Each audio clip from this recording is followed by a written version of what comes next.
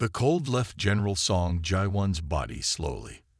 The cryo chamber's blue lights turned white as the machine woke her up. She had been sleeping for over 700 years, frozen in time while the world changed around her. Administrator Han Bo-young watched through the medical bay's window. Her silver uniform showed her high rank in the Galactic Council. She turned to the doctors beside her. "Is she ready?" "Yes, Administrator Han. Her vital signs are normal," said the head doctor. "But remember, she will be confused at first." The chamber's door opened with a soft hiss. Jae-won's eyes opened slowly. The doctors helped her sit up and wrapped her in a warm blanket. Her dark hair fell past her shoulders, still perfectly preserved from the day they had frozen her. "General Song," Administrator Han said, walking into the room. "Welcome to the year 2784. Jae-won looked around the room. The medical equipment was far more advanced than anything she remembered. Through a large window, she could see 3 moons in the purple sky. "This isn't Earth," she said, her voice rough from centuries of silence. "No, we are on Proxima Centauri, the main base of the Galactic Council," Han explained. "Earth is part of our alliance now, along with 27 other worlds." Jae-won tried to stand up. The doctors quickly helped her. Her legs felt weak, but her military training helped her stay focused. "Why did you wake me up?" Han's face became serious. "We need your help, General. We are at war." "War?" Jae-won asked. "Against whom?" "A species we call the Shadowborn. They came from the dark space between galaxies. They have already taken 3 star systems. Our regular military tactics don't work against them." Han walked to a screen on the wall and touched it. A map of the galaxy appeared, showing the enemy territory in red. Jae-won studied the map carefully. Even though the technology was new to her, she could understand military maps from any time. "Why me?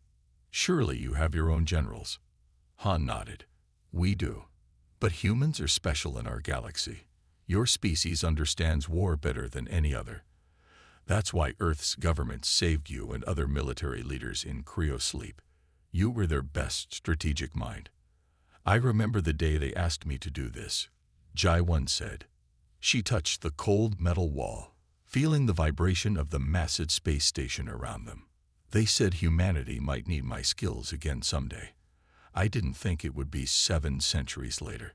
A young officer entered the room and saluted. "Administrator Han, the council is waiting for your report."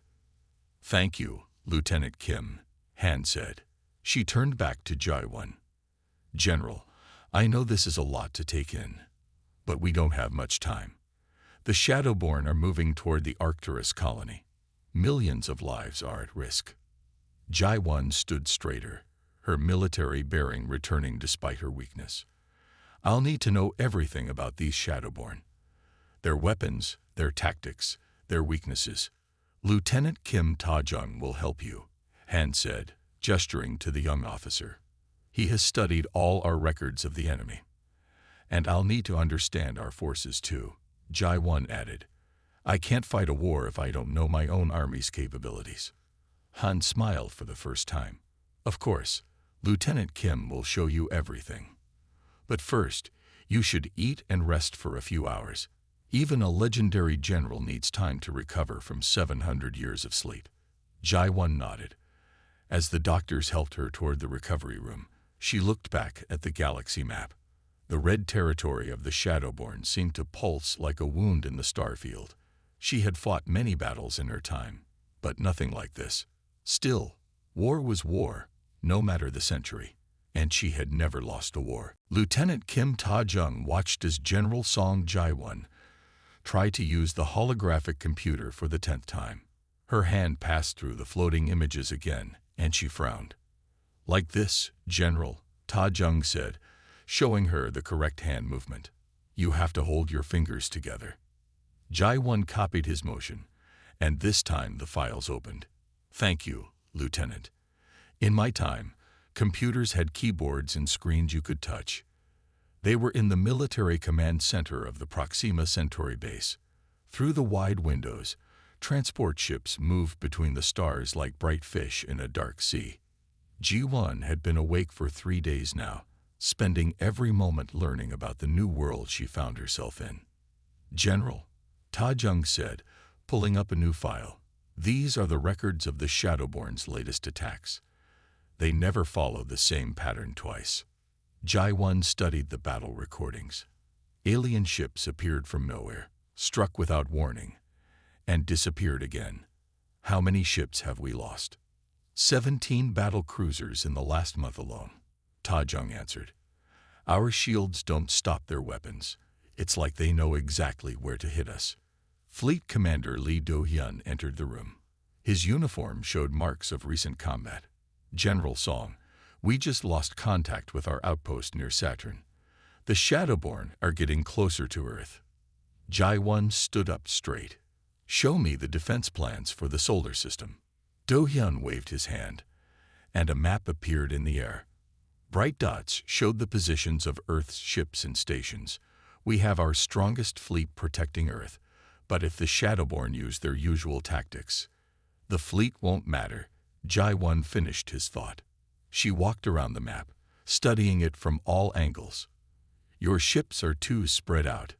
You're trying to protect everything at once." "That's standard procedure," Do-hyun said, looking confused. "We need to cover all possible attack routes." Ji-won shook her head. "That's what they expect. Tell me, Commander, what do you know about ancient Earth naval warfare?" "Very little," Do-hyun admitted. "Our military education focuses on modern space combat. In my time, I studied every kind of warfare in human history," Ji-won said. She used the new computer controls to adjust the map. "The Shadowborn are using tactics similar to submarine warfare from Earth's oceans. They hide in the dark, strike quickly, and disappear." Ta Jung's eyes widened with understanding. "And how did Earth's navies fight submarines?" "We used layers of defense," Ji-won explained. "Patrol groups, sonar networks, and most importantly, we fought like our enemy." She moved the fleet positions on the map, grouping them differently. "The Shadowborn aren't attacking randomly. They're testing our responses, learning our weaknesses. But our sensors can't detect them until they attack," Do-hyun said. "How can we fight what we can't see?"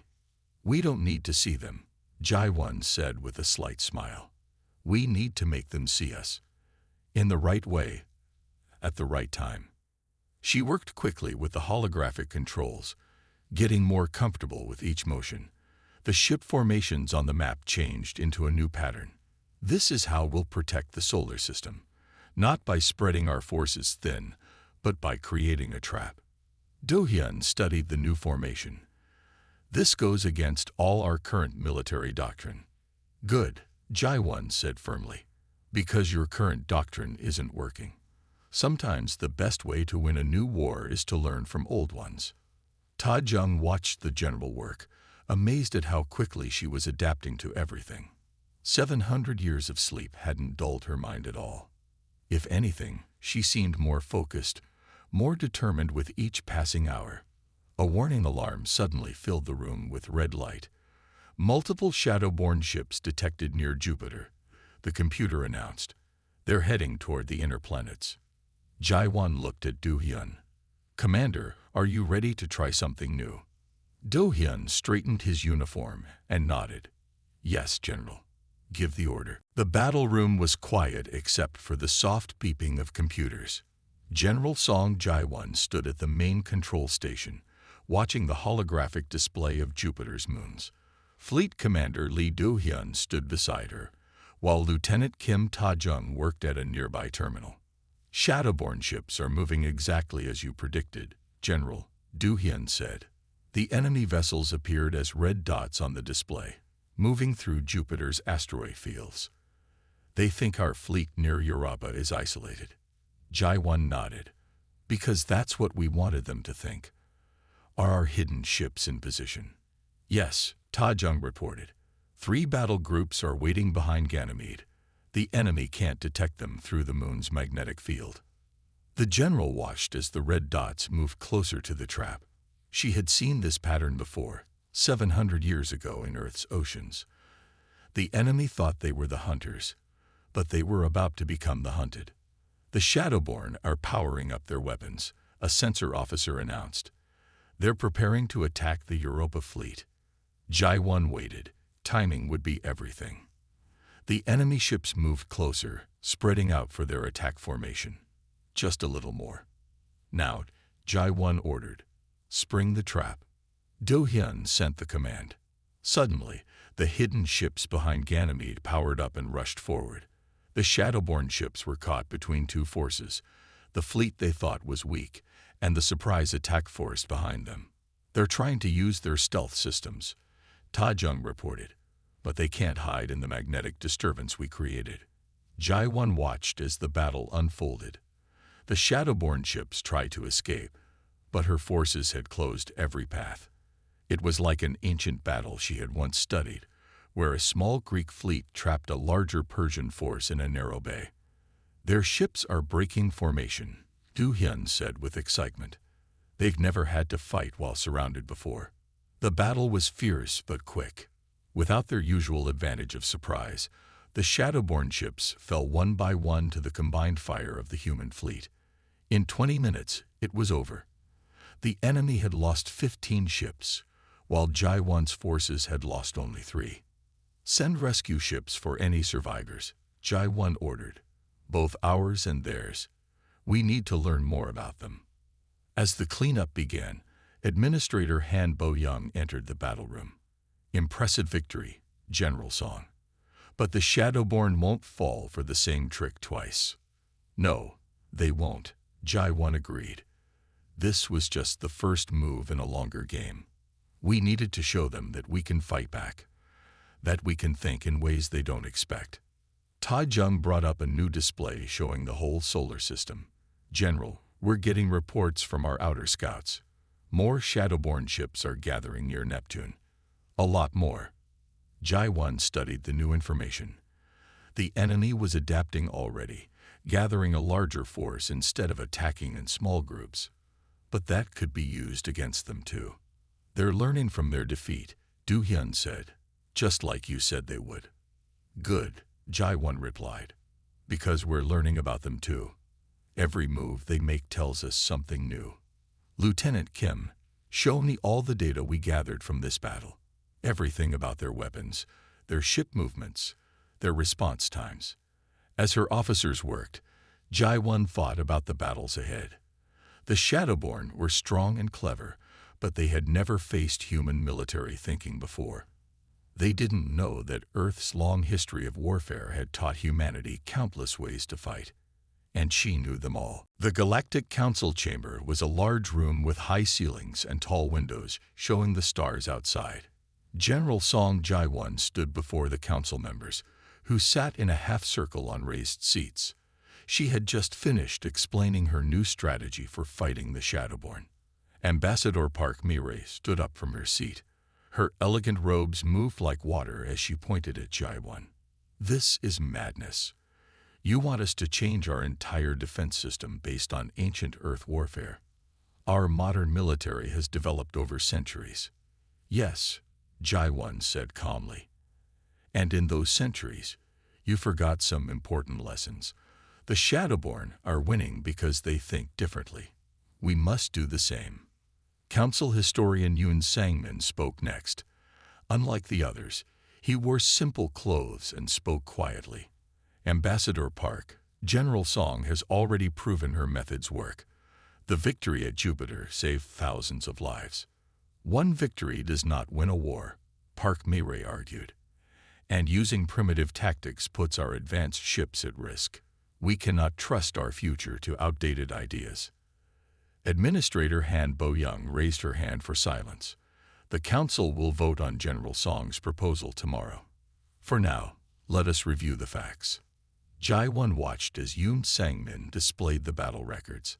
The historian had become her strongest supporter in the council, helping others understand why old Earth strategies could work against the Shadowborn.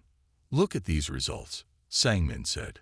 "Before General Song's arrival, we lost every major battle. Now we have won 3 times. The numbers speak for themselves. Lieutenant Kim Ta-jung entered the chamber quickly and whispered something to Jai-won. Her face grew serious. "Council members, I apologize, but we have an urgent situation. The Shadowborn are attacking the Arcturus colony." The room erupted in worried voices. Arcturus was one of their richest colonies, home to millions of people. Park Mirai stood again. "You see, while we waste time here, the enemy strikes." "No," Jai-won said firmly. "This is exactly what we planned for." "Lieutenant Kim, show them." Tai-jung activated the main display. It showed the Shadowborn ships near Arcturus, but they were not attacking the colony. Instead, they were caught in a web of defensive positions, just like at Jupiter. "As you can see," Jai-won explained, "we predicted this attack. Fleet Commander Lee Do-hyun is already leading our response. The colony is safe." Park Mirai sat down slowly, looking less certain. Sang-min smiled and made notes on his computer. Han Bo-young nodded with approval. "Very well, General," the administrator said. "It seems your understanding of warfare continues to serve us well. But remember, the Council must still vote on your larger strategy." After the meeting, Sang-min walked with Jai-won through the station's corridors. "You handled that well," he said. "But Ambassador Park has many supporters. Some council members fear giving too much power to a human from the past." "I understand their fear," Jai-won replied. "Change is never easy. But the Shadowborn won't wait for politics. We must adapt or lose everything." Tai-jung joined them with new reports. "General, the battle at Arcturus is over. Complete victory. Do-hyun says the enemy never knew what hit them." Jai-won nodded. Each victory made her position stronger, but she knew the real challenges were still ahead. The Shadowborn would learn and adapt, and some council members would keep fighting her plans, putting politics ahead of survival. But she had fought political battles before, long ago on Earth. Sometimes they were harder than military ones, but she would win them the same way, with patience, skill, and the determination to never give up. General Song Jae-won sat in her office late at night, studying battle reports. Something wasn't right. The Shadowborn had started predicting their moves too well. She looked up as Security Chief Choi Hai-jin entered the room. "You wanted to see me, General?" Hai-jin asked. Her black security uniform made her look like a shadow herself. "Yes. Look at these reports." Jae-won showed her the battle data from the last 3 fights. The enemy knew exactly where our ships would be. That's impossible unless they had inside information. Hai-jin studied the reports carefully. "You think we have spies in the council?" "I think the Shadowborn are smarter than we thought," Jae-won said. "On Earth, we learned that enemies often hide in plain sight. Sometimes the real threat isn't the army you can see, but the spies you can't."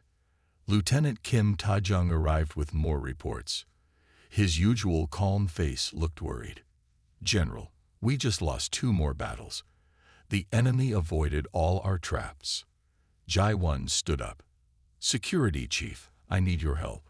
We must check everyone who has access to our battle plans, but we have to do it quietly." "I'll start right away," Hai-jin said.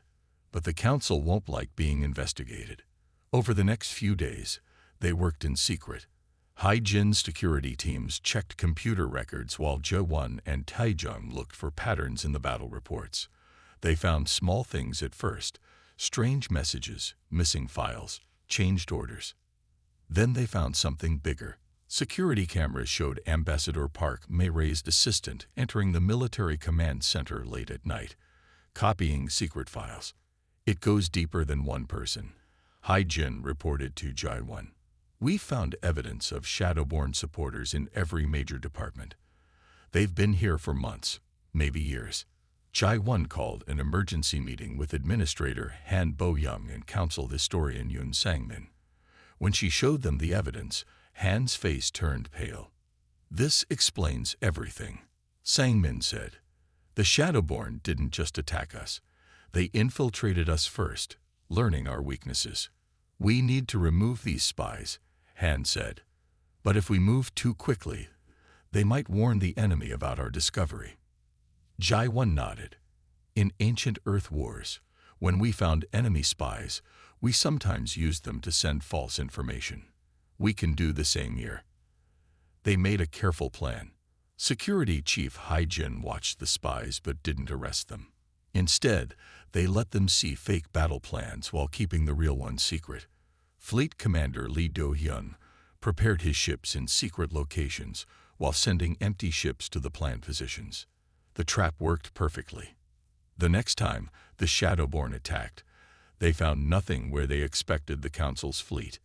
Instead, Do-hyun's ships appeared behind them, cutting off their escape. "We've captured 3 enemy ships," Do-hyun reported. "And most importantly, we now know how they've been beating us." After the battle, Jai-1 met with Hai-Jin again. "The spies are being arrested now," the security chief said. "But this proves the Shadowborn are more dangerous than we thought. They don't just fight with ships and weapons." "No enemy fights with just one weapon," Jai-1 replied, remembering her old battles on Earth. "The most dangerous ones use every tool they can. Guns, spies, fear, and doubt. But now we know their secret, and knowledge is the best weapon of all." General Song Jai-1 gathered her most trusted advisors in the main strategy room. The walls showed moving maps of the galaxy, with red areas marking Shadowborn territory. Economics Minister Kang Min-ho sat next to Fleet Commander Lee Do-hyun, while Lieutenant Kim Ta-jung prepared the presentation screens. "We've been fighting this war the wrong way," Jai-1 began. "The Shadowborn aren't just a military threat. They are trying to break our whole society apart." Minister Kang adjusted his glasses. "What do you mean, General?" "In Earth's history, the greatest wars were won not just by armies, but by attacking the enemy's ability to fight." Ji-won walked to the main display. "Show them the trade routes, Lieutenant." Ta-jung brought up a new map showing lines connecting different star systems. These were the paths that ships used to carry food, fuel, and supplies across the galaxy. "The Shadowborn don't need to defeat our fleets," Jai-1 explained. "They just need to cut these supply lines. When I studied ancient warfare, we called this economic warfare." "Minister Kang, how long can the outer colonies survive without supplies?" 2 months at most," Kang said, understanding filling his face. "And some of these colonies make vital parts for our warships." Do-hyun leaned forward. "So we need to protect these trade routes." "No," Jai-1 said. "We need to change them completely." "Minister Kang, can we create new routes? Secret ones?" Kang thought for a moment. "Yes, but it would be expensive. We would need to build new supply bases, change all our shipping schedules." "Do it," Jai-1 ordered. "And spread false information about the old routes. Let the Shadowborn waste their time attacking empty space." The next few weeks were busy. Kang's economic teams worked day and night to rebuild the supply network. Do-hyun's ships protected the workers as they built new bases in unexpected places. Ta-jung coordinated everything, making sure their real plans stayed secret. "The Shadowborn are getting confused," Security Chief Choi Hai-jin reported one morning. "Their spies keep finding different information every day. They don't know what's real anymore." Jai-1 smiled. "Good. Now for the next part of the plan. Commander Do-hyun, are the new ships ready?" "Yes, General. Small, fast ships that can slip through their lines. Just like you asked for." The plan was working. While the Shadowborn looked for large battle fleets, small ships carried supplies through secret routes. When the enemy tried to attack trade ships, they found heavily armed warships instead. Every time they adapted to one tactic, Jai-1 changed to another. "You're using their strengths against them," Council historian Yoon Sang-min observed. "They like to hide and strike from shadows, so you filled the galaxy with shadows they can't trust." "Yes," Jai-1 said. "On Earth, we learned that sometimes the best way to fight an enemy is to make them fight themselves. Every time they chase one of our fake supply ships, they waste fuel and time. Every time they find one of our fake bases, they waste weapons attacking it. Administrator Han Bo-young visited the strategy room to check their progress. The council is impressed, General. Even Ambassador Park admits your plan is working. The Shadowborn are starting to make mistakes. They're getting desperate, Jai-1 explained. And desperate enemies make big mistakes. We're almost ready for the final battle. When it comes, they won't be fighting just our ships. They'll be fighting an entire galaxy that's united against them. The Orion Nebula glowed like a bright cloud in space. General Song Jai-1 stood on the bridge of the flagship, watching as Fleet Commander Lee Do-hyun prepared their forces for battle. This would be their biggest fight yet. The Shadowborn fleet is approaching exactly as you predicted, Lieutenant Kim Ta-jung reported from his station. They think we're weak here. Jai-1 nodded. Their plan had worked perfectly. For weeks, they had made their forces near the nebula look tired and scattered. The Shadowborn had gathered almost their entire fleet for what they thought would be an easy victory. All ships report ready, Do-hyun said. But the enemy fleet is huge. At least 300 ships. Numbers aren't everything, Jai-1 replied. Remember the ancient battle of Thermopylae. A small force in the right position can defeat a much larger one. The enemy ships came closer. They moved in their usual attack formation, spreading out to surround what they thought was a weak defense force. But Jai-1 had studied their patterns for months. She knew exactly what they would do. Send the signal, she ordered.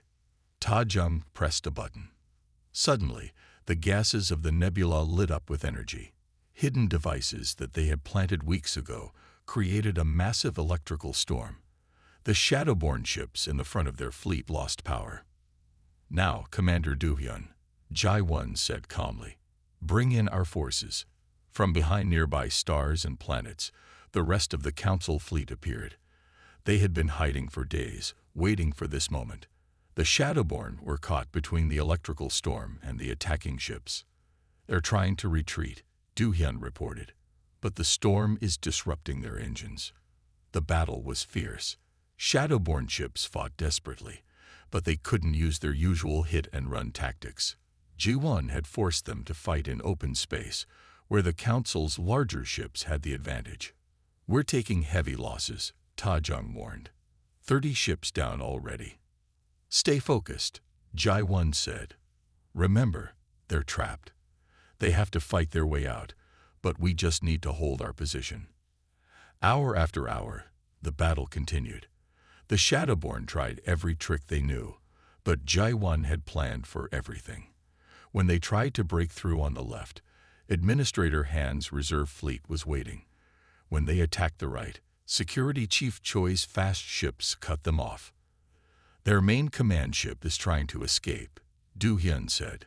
Should we pursue? No, Jai-1 replied. Let them go. They need to survive to tell the others what happened here. Finally, after 6 hours of fighting, it was over. The remaining Shadowborn ships fled into deep space, leaving behind the wreckage of their fleet. The Council forces had won their greatest victory ever. Casualty reports coming in. Ta-jung said quietly, we lost 87 ships, but the enemy lost more than 200. Jai-1 looked out at the battlefield. The nebula's glow illuminated the scattered debris of both fleets. Victory had come at a high price, but it was necessary. Sometimes the only way to prevent more war was to win one decisive battle. Send rescue ships, she ordered. Save everyone you can, both our crews and theirs. And tell Minister Kang to start moving supplies to rebuild our fleet. The war isn't over yet, but after today, the Shadowborn will think twice before attacking us again. 3 months after the great battle at the Orion Nebula, General Song Jai-1 stood in the Council's new military training center. Through the large windows, she could see construction ships rebuilding the damaged parts of the space station. The Shadowborn had not attacked since their defeat, but everyone knew the peace might not last. Administrator Han Bo-young walked into the room, followed by Council historian Yoon Sang-min. General, Han said, the Council has made its decision about your future. Jai-1 turned to face them. She knew this moment would come. After the victory, many had asked if she would return to cryo-sleep, waiting for the next war when humanity's skills would be needed. The Council wants you to stay awake, Han continued, to teach others what you know about warfare and strategy. Not just humans, but all species in the Council. It wasn't just your battle tactics that won the war, Sangmin added. It was your understanding of how everything works together: economics, politics, psychology. The Council thinks this knowledge is too valuable to freeze. Jaiwan looked at the young officers training in the room next door. Lieutenant Kim Ta-jung was there, teaching them about the lessons from the recent war. She saw humans working beside aliens, all learning together. Very well, she said. I will stay. But I have one condition. Name it, Han replied. We must teach them more than just how to fight. They must learn why we fight, and more importantly, how to prevent wars when possible. Han smiled. The Council agrees. That's exactly why we want you to lead this program. Later that day, Jaewon walked through the station's memorial hall with Ta-jung. New names had been added to the walls, honoring those who died in the war. Fleet Commander Lee Do-hyun was there too, teaching a group of young officers about ship tactics. Did you ever think you would end up here? Ta-jung asked. 700 years in the future, teaching aliens about Earth's military history. No, Jaewon admitted. When they put me in cryo-sleep, I thought I would wake up to fight another war on Earth. Instead, I found a galaxy that needed humanity's experience to survive. She stopped at a window, watching the stars. Economics Minister Kang Min-ho had told her that trade was returning to normal. Security Chief Choi Hai-jin's teams were helping other worlds improve their defenses. Even Ambassador Park Mi-rae had become a supporter, helping to unite different species in the Council. The Shadowborn taught us something important, Jaewon said to her students later that day. They showed us that the galaxy is bigger and more dangerous than we thought, but they also showed us that we are stronger when we work together, when we learn from each other. She looked at the faces before her, humans, aliens, all wanting to learn. I was preserved from the past because humanity knows war better than any other species. But knowing war taught us something more important: how to build peace. That will be your most important lesson. As she finished speaking, a message came from the Council. More worlds wanted to join their alliance, seeking protection and knowledge. The galaxy was changing, growing stronger, and Jaewon knew that her real work was just beginning. The war was over, but the task of building a lasting peace would need all the wisdom of humanity's past, present, and future.